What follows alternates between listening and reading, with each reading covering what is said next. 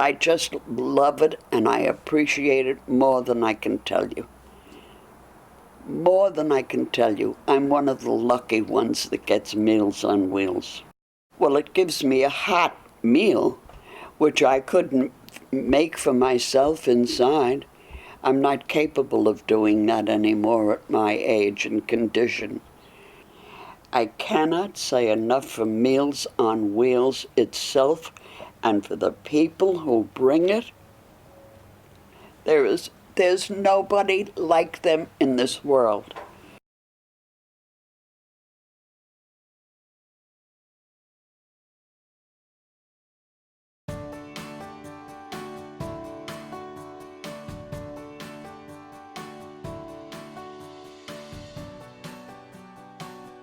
Welcome to Meals on Wheels. Your community thanks you for volunteering your time.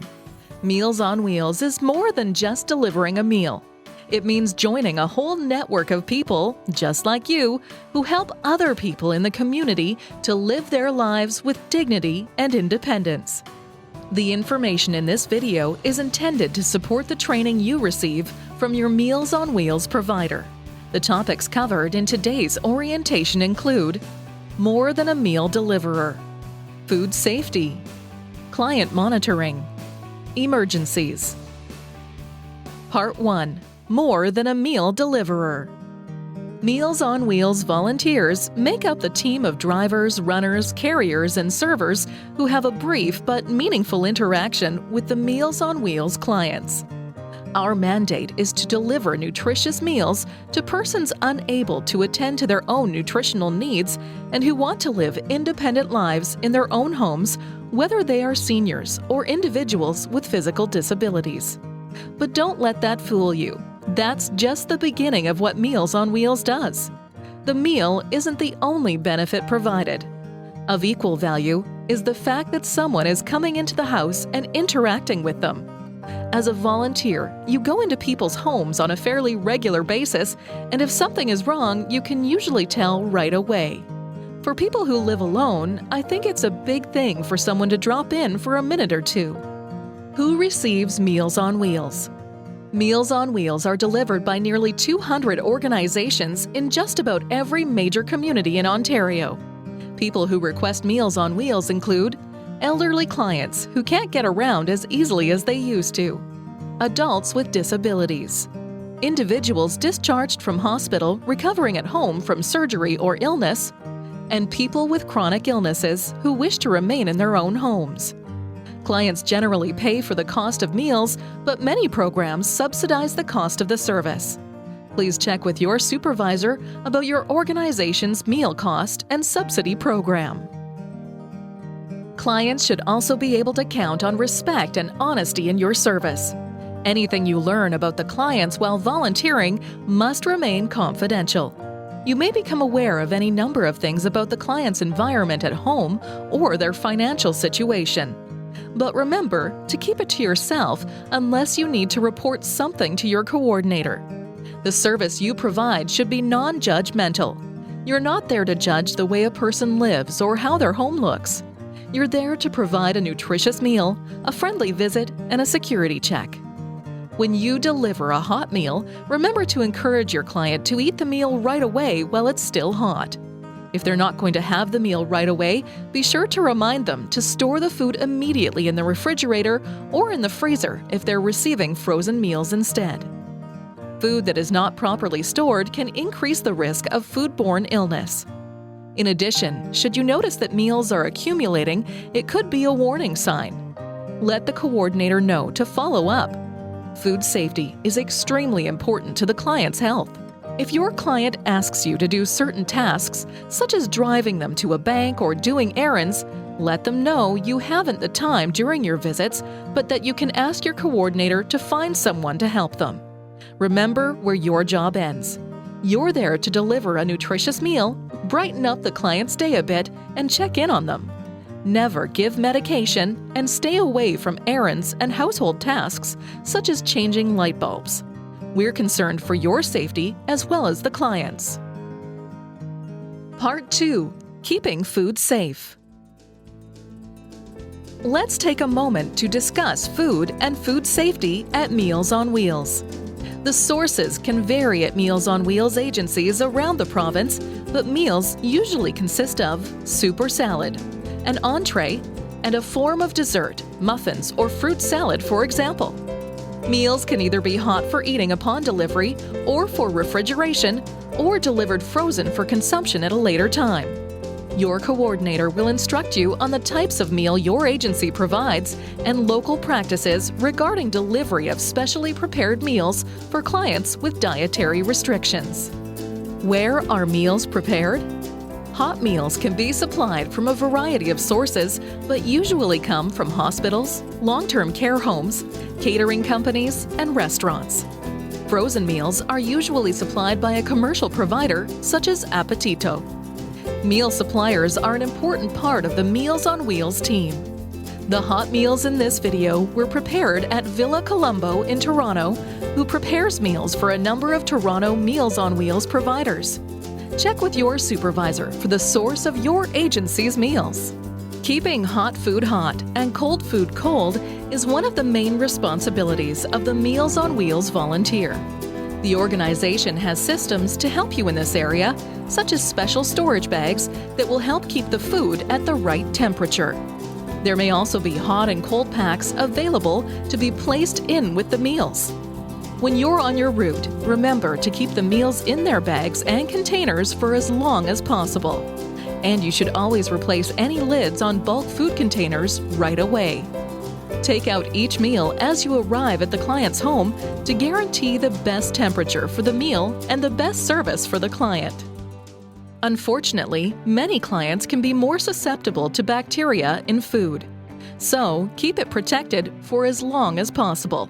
With that in mind, let's look at temperatures of food, both hot and cold. There are certain boundaries to the recommended temperatures of food. Here are some guidelines. Cold foods or cold liquids should stay below 6 degrees Celsius or 43 degrees Fahrenheit. Hot foods and liquids, on the other hand, should always remain above 60 degrees Celsius or 140 degrees Fahrenheit to help offset bacteria growth. In most cases, testing of food temperature is done at your Meals on Wheels agency office before you begin your deliveries. If you're required to test the food temperature, do so with a proper thermometer, which will take the internal temperature of the food and give you an accurate reading. There are also requirements for frozen food, which can be explained to you by the service provider if applicable. If you're responsible for packing the food before it gets delivered, keep these important points in mind. Wash your hands with mild soap before handling food. Avoid handling food directly and use utensils for packing. If you have a cold or the flu, don't volunteer that day. Always close lids on hot food containers right after the food is placed inside to help retain the heat. Food storage is an important part of your job. Encourage the client to eat right away while the meal is still hot. If they're not going to, remind them to place the meal in the refrigerator or in the freezer if it's frozen. In addition, tell them that a refrigerated meal will keep until later that day or the next day at the very latest. Don't leave the meal at the client's home when they aren't there unless the office has instructed you to do so and you can ensure that the meal is refrigerated. Remember that clients are relying on you to deliver tasty, nutritious meals to their homes, but they're also relying on you to keep their food safe until it reaches them. Keeping food safe is your responsibility once it leaves the office, and one of the first things you need to know and remember to ensure your clients are kept happy and healthy with the Meals on Wheels service. Part 3. Client Monitoring. Interaction with a client is an important part of your job as a volunteer. That interaction can be a vital link to the community for your client. Sometimes, you're the only person to have contact with a client on a particular day. As such, part of your responsibility is to provide a security check for your clients, something that could save a life. Since you're often a regular visitor to a client's home, you have the opportunity to see how they're doing on a regular basis. When you arrive at a client's home, Spend a moment making sure there are no major changes in their health status. Keep an eye out for noticeable changes in the person's awareness or behavior, including signs of increasing untidiness or unkept hair or clothes. Signs of possible depression, such as slower movements or a low, monotonous voice. Severe forgetfulness, not usually characteristic of that person, or if a normally polite, cheerful person becomes very irritable or fearful suddenly, or if someone tells you that they don't need the Meals on Wheels service suddenly. Let your coordinator know so that they can follow up. Be alert to other trouble signs that might be associated with acute illness, such as noticeable weakness, a confused state, increased coughing or bruises that may indicate a recent fall or abuse or any general decline in health. These are all possible signs that something is wrong. Report any concerns to your supervisor or coordinator. Your office will follow up with the client, their family members, or community support services. Part 4. Emergencies. Ask your agency for its policy on volunteers and emergencies. One common possible emergency is the failure of a client to answer the door when you arrive for your visit.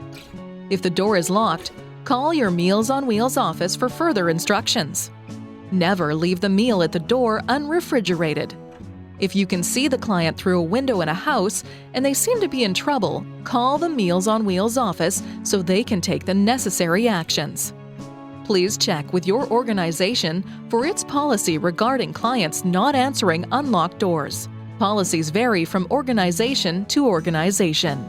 If you find the client in a medical emergency, lying on the floor for example, ask the client if you can call 911 services. If they say yes, call 911 emergency services immediately. If they say no, call your Meals on Wheels office immediately. When you call an emergency service, be prepared to give the exact location where you are, the phone number where you can be reached, what caused the injury, if known.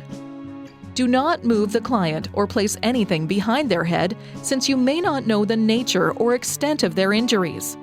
If you find the client unconscious, do not move them but call 911 immediately. Keep the client warm by covering them with a blanket or whatever is available. After an emergency like this, make sure you call the Meals on Wheels office right away and report the situation.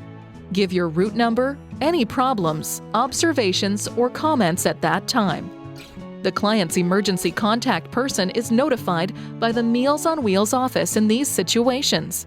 Remember, this material is available in your own information kit from your Meals on Wheels agency. This brings us to the end of this portion of your training. Your coordinator will provide you with additional training particular to your agency. As you can see, a Meals on Wheels volunteer is a vital link for the client to the community. As a Meals on Wheels volunteer, you'll have the satisfaction of knowing you've made a positive difference in the lives of many people. But don't take our word for it. You'll see the difference it makes in your client's smile. Please remember, your Meals on Wheels office will have more material on what you've seen in this video. And ask questions. It's the best way to learn about the service. Thanks for watching, and thank you for volunteering with our community agency. We cannot do this work without you. This orientation video is brought to you by the Ontario Community Support Association and Meals on Wheels Providers of Ontario, with funding provided by Meridian Credit Union.